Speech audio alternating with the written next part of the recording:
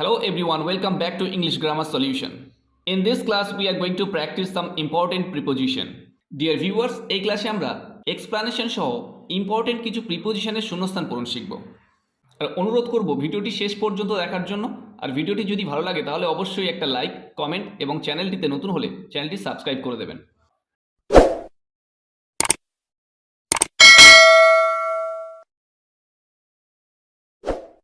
The first one is your article is full blank errors in, of, on, for কোন প্রিপোজিশনটি আমরা ব্যবহার করব? আমরা সবসময় মনে রাখব ফুল এর পরে সবসময় অফ ব্যবহার করা হয়। অ্যাজ অ্যান এক্সাম্পল আমরা বলতে পারি your bag is full of documents. তাছাড়া ফুল অফ এনার্জি, তাহলে এখানে আমরা বসাবো full of. Your article is full of errors. Next, sugar dissolves blank water কোন প্রিপোজিশনটা আমরা ব্যবহার করব? On, in, for, into. চিনি জলের মধ্যে গুলে যায় বা দ্রবীভূত হয়, তাহলে এখানে আমরা ডিজলভস, তারপরে ডিজলভসের পরে সবসময় আমরা ইন ব্যবহার করব, যেহেতু জলের মধ্যে বোঝাচ্ছে তাহলে হবে sugar dissolves in water.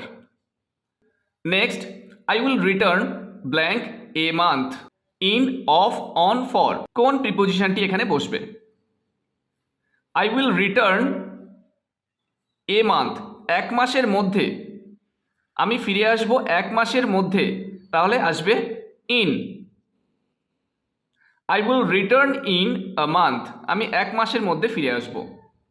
Next, the Ramayana is lying blank the table এখানে কোন প্রিপোজিশনটি ব্যবহার করব? In, of, on, for.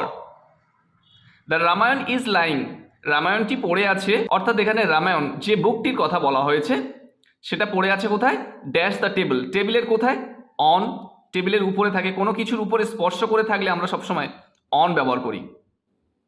The Ramayana is lying on the table. Next, we shall finish this work blank 11 AM today আমরা কাজটি শেষ করব আজ 11টার মধ্যে। তাহলে এখানে টাইম বোঝাতে কোনো কিছু একটা সময়ের মধ্যে, নির্ধারিত সময়ের মধ্যে যখন বোঝাবে সেক্ষেত্রে আমরা বাই ব্যবহার করব, by. We shall finish this work by 11 AM today. Number 6, send me letters blank this address আমাকে চিঠিটি এই অ্যাড্রেসে বা এই ঠিকানায় পাঠান। এখানে বাই, ইন, টু, অন কোন প্রিপোজিশনটি ব্যবহার হবে? এখানে সেন্ডের পরে সবসময় টু ব্যবহার করতে হয়। Send to this address, send to hospital, সেন্ডের পরে সবসময় টু আসে, তাহলে আমরা এখানে লিখতে পারি to. Number 7, you should listen blank your parents among, in, to, of এখানে আমরা কোন প্রিপোজিশনটি ব্যবহার করব? এই যে লিসেন ভার্বটির পরে সবসময় টু ব্যবহার করতে হয়। To, listen to your parents, listen to your teacher, listen to the audience, তাহলে লিসেনের পরে সবসময় টু ব্যবহার করতে হয়। You should listen to your parents. Next, Sita writes blank the paper Sita লেখে কাগজের কোথায়? উইথ, অন, ইন, অ্যাট কাগজের উপরে অন, তাহলে এখানে আসবে on. Sita writes on the paper, যদি এখানে পেপার না থেকে যদি এখানে পেন ব্যবহার করা হতো তাহলে আসতো with. Sita writes with the pen, তখন আমরা উইথ ব্যবহার করতাম, কিন্তু এখানে যেহেতু পেপার কাগজের কোথায় লেখে? কাগজের উপরে। Sita writes on the paper. Next, the dog ran blank the road কুকুরটি দৌড়ে গিয়েছিল ড্যাশ দ্য রোড রাস্তার কোথা দিয়ে? ইন, অ্যালং, অফ, ইনটু, তাহলে কুকুরটি দৌড়েছিল অ্যালং দ্য রোড রাস্তা ধরে, along. The dog ran along the road কুকুরটি রাস্তা ধরে দৌড়েছিল। Next, the river flows blank the bridge নদীটি বয়ে যায় ড্যাশ দ্য ব্রিজ ব্রিজের কোথা দিয়ে?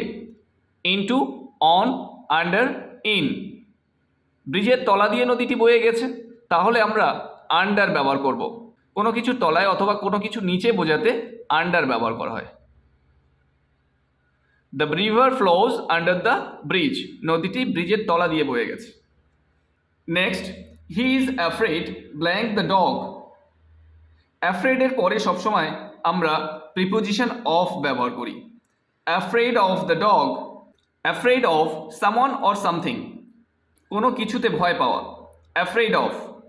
Next, he goes blank Sunday blank church.